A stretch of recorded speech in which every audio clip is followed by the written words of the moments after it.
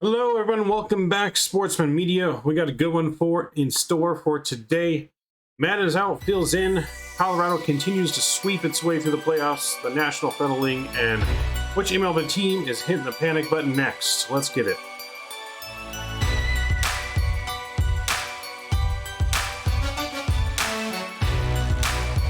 And you're listening to The Sportsmen, Mike and Rob. All right, welcome, Sportsman Media. Welcome back to episode number 8. It is Saturday, June 11th. We're coming to you, Maverick Mike here in the studio. Rob will be coming to you live with some video clips of his reactions of the sports news this week.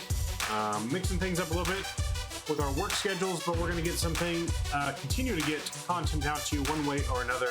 So trying something different today. So let's get it. Let's start here with the NBA playoffs. NBA championships are heating up here. First game of the NBA playoffs was a shocker there. Boston took that 120-108 in a dominant performance over the Warriors. Did not see that one coming. But then the Warriors were quick to tie up the series, taking a victory 107-88, turning in a dominant performance over the Celtics in Game 2. Here's Rob, though, with his reactions of Game 2 here with a little bit of controversy. Real quick here, so the NBA Finals, the championship is tied at 1 game apiece. The Warriors just took the last game, and it's heading to Boston now. If you watched last game, it was actually kind of hard to watch because Draymond wouldn't shut the fuck up. It's kind of crazy when you start rooting for someone to just knock his ass out, you know. I know some of the older players talked about that shouldn't win a fly, and I mean the dude fouls on every single possession. It's pretty hard to watch. He's a good defensive player. He's good for his team, but damn, is that guy annoying. I'm still going with the Warriors though. I think that they have the experience, and I mean the Celtics are just they're grinding and they got to be tired by now. I don't know what else they got left in the tank, but I'm still sticking with the Warriors. So we'll see how that goes. So there's Rob's reaction to the Warriors, of course. Draymond Green. I feel like Draymond Green's always had controversy surrounding him. But I mean, he's still a key piece to that three big man unit there in Golden State with Klay Thompson and Seth Curry.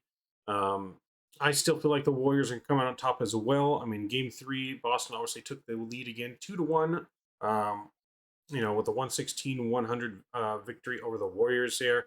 And then, of course, just yesterday, the Warriors again tied the series back up 2-2, 107-97. So as I said before, it was definitely going to go 6 or 7 games. So at this point, though, I'm seeing the Warriors still pulling out in Game 7, a victory here for the championship. I think this definitely weighs a lot more on Seth Curry's career when it comes to that than it does anyone on the Celtics. So it's going to be interesting to see what happens. The next game, I think, is for Monday. Monday is going to be back at the Warriors as the series is tied 2-2. That game's at 9 p.m. Eastern. You can catch that on ABC. So definitely going to be interesting to see what happens in the rest of the series. I think it's going to continue to go back and forth, and we'll see. We'll see if we're right. If me and Rob are both right, and the Warriors do end up pulling out the victory, which I think we think they will, as well as most experts. But don't count the Celtics out either. They got some fight in them left. So moving on, we got Stanley Cup playoffs also heating up and getting close here to start the Stanley Cup Championship Series here.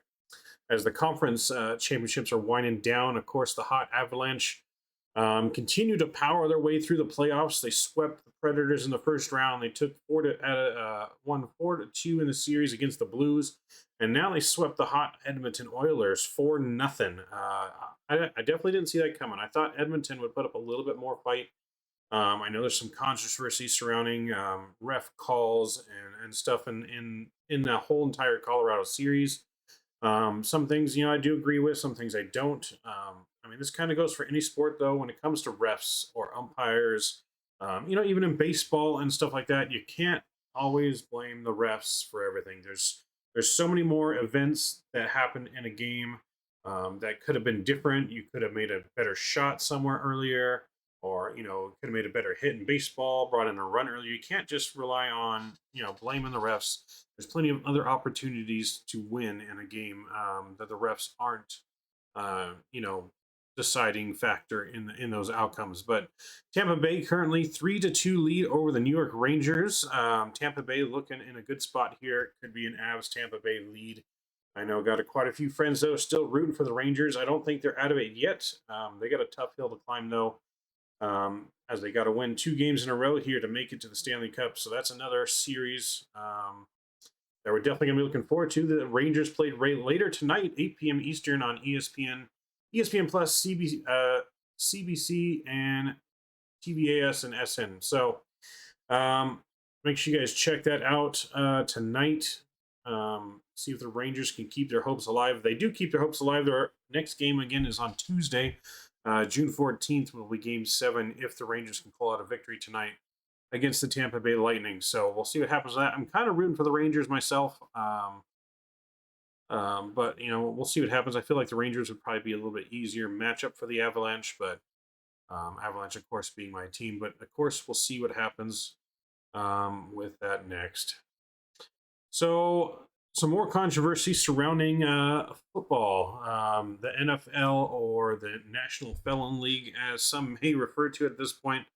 Always seems to be some high drama and crimes going on in the NFL, but let's check out Rob's reaction here with what's going on with the Browns. So what are your thoughts on Deshaun Watson? It just came out that he had 66 different massage therapists in 17 months. And we all heard about the sexual misconduct. It's just crazy, man, that the Browns gave him all that money, over $200 million guaranteed, and we haven't even reached a verdict yet. We don't know if this guy is going to be found guilty. We don't know what's going on. I mean, I like to say, hey, life is short. Don't take it so serious. But unfortunately, something of this nature, we got to take sexual misconduct serious. I mean, the dude makes all this money. He doesn't have to. He doesn't have to do shady shit to get laid or whatever it is. It's just crazy, man. All that money, and I mean, who knows if he's even going to suit up and play next year. Don't think anything's going to come of it. I think he's going to play. I think they don't take this kind of stuff serious because money talks, and money over morals, I guess, right? But today he was at the mini camp for the Browns, so he was suited up, man. I just wanted to hear your thoughts on the whole Deshaun Watson thing, man. So, I feel like this is a very common occurrence in the NFL of late. There's been lots of high-profile players and lots of controversial stuff, not even just in the NFL, but in sports around the world. I mean, as a celebrity, you're always going to be in the spotlight, whether it's bad or it's negative. I mean, there's, from my understanding, a ton of evidence mounting against Deshaun Watson. But I mean, everyone, like I said, everyone's innocent until proven guilty. That's, the thing about this country that, helps protect people. But like I said, I don't know, it kind of maybe it shows how desperate the Cleveland Browns are to win, that they even gave that much money to someone that they already knew was kind of had allegations against him and was kind of being investigated. It's more and more things are coming to light, like Rob said about the massage therapist. It's a little strange to go through that many massage therapists in such a short period of time. Why was that happening? It definitely raises some eyebrows, raises some questions. Sources say, though, in the league, the Cleveland Browns, though, are standing behind Deshaun Watson despite the new civil suits and allegations, and they're not looking to void his NFL record fully guaranteed $230 million contract or the trade with the Texans. So, I mean, they're all in behind him. Either, it just shows maybe how desperate the Browns are to win, or maybe they know something we don't to why they're just standing behind him. Maybe there's some evidence that he has to make these allegations false that just hasn't been made public yet. It's something we definitely got to look at moving forward, and hopefully gets suited and works out all for the best. And that's all we can do is just keep track of it here, and we'll check in with this from time to time and see how this pans out with the NFL and see where we go from there. So moving on, though, the Halos are not been doing good. The coldest team in the MLB right now. They capped off with a 14 game losing streak, which happened to be just the worst of franchise, the worst losing streak in franchise history, which is pretty incredible to see. The team was off to such a hot start. Everything on paper, this team is way better than what their current performance is saying it's been done, and some drastic measures were made. The Angels did this after losing 12 games in a row. So the Angels fired Joe Maddon. I think we all seen it coming, especially after that 12-game losing streak. Phil Nevin's going to step in as an interim head coach. I got to start thinking about who's going to take his place. What about Jared Weaver? An old pitcher for the Angels. Like his grit, and he knows how to play the game. He's a fiery dude, and maybe he could spark something up with the Angels. But it looks like they might start making some moves here. Now, if you start breaking it down and the team starts to try to trade off some of these one-year deals, what direction are they going to go in? I kind of think you got to still win now. You got to with Mike Trout and Shohei. Unless those guys are on the hot seat, on the trading block, which that's a whole other conversation. But it just opens up the door for conversation about what the Angels are going to do now. It's just crazy, man. To have such a hot start of the season to the 12-game losing streak, and I think if I'm wrong, but correct me, but I think this is the longest losing streak in Angels history. So. It's gonna be interesting to see what they do from here. Get your thoughts on it, man. Yeah, so definitely was close at this point when they got to 12 games, close to tying the all-time franchise record, which now stands at 14. The Angels, they're looking to make a change. I don't think it was just the 12-game losing streak that caused Maddon's termination. From things we're hearing, though, around the league, that there's other internal things, and this has kind of been talked about for a while internally about replacing Maddon. A lot of experts are saying that he's a true lame duck manager, and he had really zero chance without a World Series victory returning as the manager of the Angels this year, or next year, I should say. And so I definitely think there's other disagreements in the clubhouse, in the front office, that ultimately led to this decision. I think this was just a tipping point that pushed the Angels front office over the edge to pull the trigger now. Hopefully to just shock the system, get some life back in the Angels. Obviously, like I said, they're way better than what they're performing right now. But I think Angels are the new team to hit the panic button, and I think they're right to do so. Losing 12 games in a row. We went from being like 5 games in first to now almost, I think, over 10 games out of first now. The Angels are still in the wild card very easily, not far behind in the wild card, so they still are not out of it by any means for the season. But if they don't turn around quick, they're going to find themselves sitting at home again come October baseball, and you definitely can't have that. Like I said, it's a must-win now season. This is make it or break it, I think, for the Angels. I think this season could very well determine if Ohtani ever thinks about re-signing with the Angels, or is Ohtani going to start looking elsewhere? There's contract extension talks with Ohtani, but do we think we're going to keep him long-term like we did Mike Trout? You think we're going to lock him up? And even with Mike Trout now, I know his frustrations are growing. You can see it in his face. You can see it on the field, and rightly so. He wants to win, and losing like this, and injuries obviously are something you can't necessarily control. And the Angels are hit with that injury bug. It seems like every year, and it's not any different this year, really. There's been some less injuries, but we're still getting hit. Rendon, Fletcher, other pitchers, some short stints on the DL. Or the IL now this year. It's very frustrating, especially as a Halo fan, to watch them go through this. They've had some bad breaks. When they started the losing streak with Toronto, they were still playing some good baseball. Like, they were still competing. They were right in it to the very end of the game. It was just the pitching could not keep it, closed, and was faltering, but the offense was good. But then as the losing streak continued, going into New York, getting swept by New York, and swept by the Phillies. They got swept 3 series in a row. It's pretty moralizing. The offense was getting worse and worse. The Angels' offense was, top 5 in a lot of offensive categories, and I mean that's no longer the case now. I think the Angels are only still in the top 10 in hits and home runs and RBIs, but averages, OPS, OBP, slugging, hits, they've are not hits, but a lot of the high categories they were in, they're now not even in the top 10 right now. The offense has been struggling. Hopefully that can turn around now. I mean, Trout went like 0 for 26 before he got a hit, almost 0 for 30 before he got a hit. But he finally got a hit and a home run, but then Trout got hurt. Another thing, that, like I said, we don't want to see that. Hopefully, it was a minor strain, groin strain, I believe. He said he thinks he's going to be fine, possibly to play tomorrow or today. So hopefully we get him back soon and he's healthy. We don't want to rush him either and, become a bigger thing.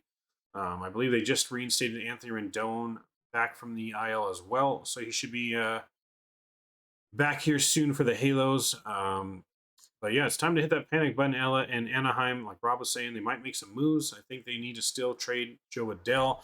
They brought him up a little bit recently because Ward has been injured. It's really the only reason they brought him up. They've already sent him down as of today back to the minors.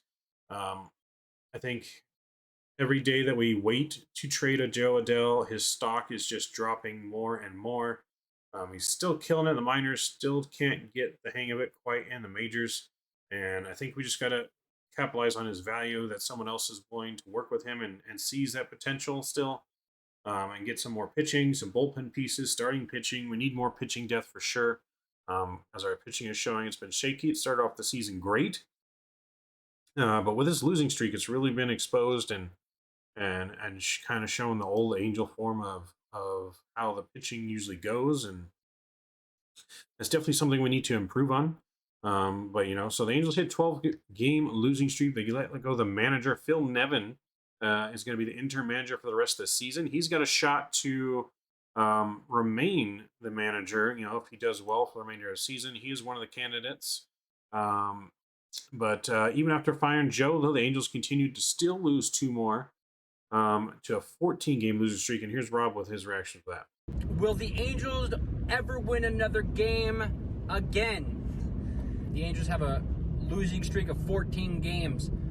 The Angels have as many games in a row lost as Mike Trout has home runs at this point in the season, and I think that's pretty mind-blowing. Anthony Rendon still stays on the injured list. Can you say he's injury prone now? Yes, you can. The best ability is availability. We need to get that guy back out there on the fucking diamond. Where's Fletch been? Fletch, we need him too, man. We're hurting. And, is there a light at the end of the tunnel? I don't know. Is it time to give up, to throw in the towel? Are we going to make any more trades? Dude, they fired Joe and still keep losing, dude. It sucks, and it's a rough time to be an Angels fan. It's definitely rough. Check on your Angel fans, because it's been a rough go. Yeah, so definitely been a rough go. Like I said, we need some key players back, like Fletch. He had some surgery on his hip, so we're thinking probably still a month away before Fletch can make it back. Hopefully he makes it back sooner rather than later. But it's been rough. The Angels are definitely need to flip the script. The Angels finally managed to break the losing streak after 14 games with one victory. One victory over the one victory over the Phillies, taking our last game, the Red Sox, taking the last game at home against the Red Sox. So finally snapping that losing streak, but then they go ahead and lose the very next game on Friday, opening against the Mets. They're playing the Mets again tonight. Hopefully they can come out on top of that. We will be doing a live play-by-play coverage of that game as well. So hopefully the Angels can get it righted again, take game 2 against the Mets, and then win this series on Sunday. The Angels definitely need a series win. Angels are sitting 9 games back from the first place Houston Astros, 1-9 in the last 10. So the Angels definitely hoping to get on a hot streak here. We got several other teams in the hot seat. So the Braves and the Phillies both starting to turn it around here, hopefully trying to catch the New York Mets, which are just on fire. But the Braves have won 9 in a row. They're 9-1 in their last 10, only 6.5 games back now of the Mets. And the Phillies, they've won 8 in a row as well. They're 9 games back, though. But they're starting to make a push for that division. So any kind of faltering for the New York Mets could spell some trouble for them as Atlanta's getting hot. Other teams, though, there's some other teams. Oakland, 10-game losing streak, not a shocker there. But New York Yankees first in the AL East still by 7.5 games over Toronto. Minnesota Twins, 3-game lead over Cleveland. As we said, Houston, 9-game lead over the Angels. New York Mets in first, 6.5 over Atlanta. St. Louis only a half game ahead of Milwaukee. Milwaukee, though, has cooled off. Milwaukee, though, hanging in there. They've lost 7 in a row. Even with that, they're still only a half game back. So that game, probably the most competitive division right now, is the NL Central. And then we got the NL West. Dodgers only 1 game over the Padres. Padres heating up. They've won 3 in a row. Dodgers are lost 1 in a row. They're 4-6 in their last 10. So Dodgers are cooling off, while the Padres are 6-4 in their last 10. So could be some trouble in LA, Dodger Nation, with the Padres going full steam ahead here. Giants have cooled off since the hot start to the season. They're 5.5 games back of the Dodgers. So, but yeah, I think it's definitely time to hit that panic button. Angels got to do something. They got to make some kind of moves, refresh the team. Speaking of the managers, Phil Nevin, like I said, interim manager. There's been names floating around of someone's that might be potential replacements for Maddon. If it's not Phil Nevin at the end of the season, one of those names though that's been floating around is Joe Girardi. Joe Girardi was recently let go by the Phillies right before the Angels met the Phillies. The other series here earlier in the week. I don't know if I like that. I don't hold Joe Girardi in high regards as a manager, and I really would hate if the Angels brought in Joe Girardi at this point. I don't think that's the right move. I think someone that's been a part of the Angel organization, I think, would be a better move.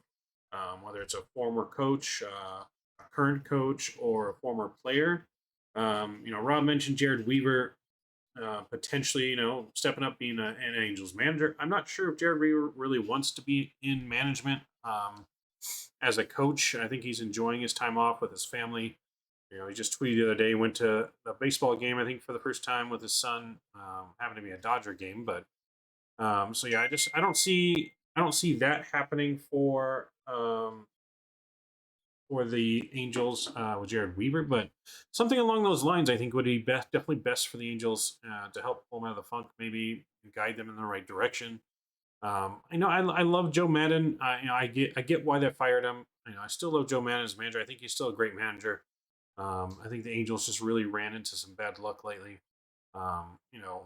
Just some bad luck, some things that could have went their way, didn't go their way, could have completely changed some outcomes, but. Other than that, though, like I said, we'll see if the Angels can close it and turn it around here in the upcoming series. Hopefully they can take the series win against the Mets, because then they got the Dodgers for a couple of games in L.A. Before they move on, and the schedule will get a little bit easier. So if they can build some momentum into that easier schedule coming up, then maybe they can build a nice 10-game win streak, or and get right back in it in the division and in the wild card. So we'll see what happens there. To close it off real quick, we want to do something real quick here and talk about the catch. Rob's got some stuff on that. We want your guys' thoughts, and leave some comments down below. Make sure you don't forget to subscribe and hit that like button. So on this date, on June 10th, 1997, Jim Edmonds made that spectacular catch, over the shoulder, but laying out full extension. It was beautiful. One of the best catches I've ever seen in my entire life.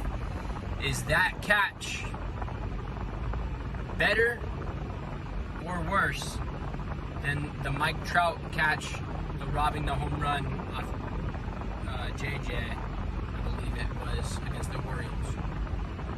So something to put up on the polls. Which catch is more iconic?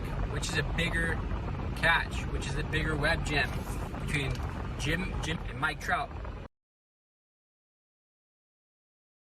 So yes, the over-the-shoulder catch has been iconic for years. Jim Edmonds, Mike Trout, both probably two of the greatest all-time center fielders the Angels have ever had.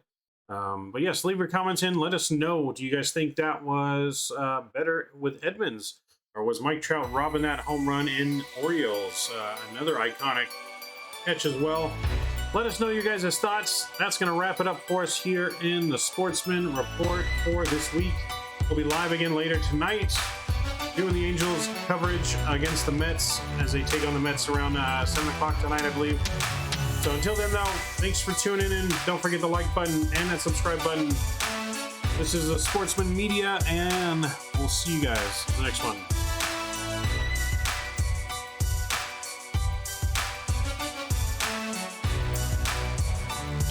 And you're listening to The Sportsman, Mike and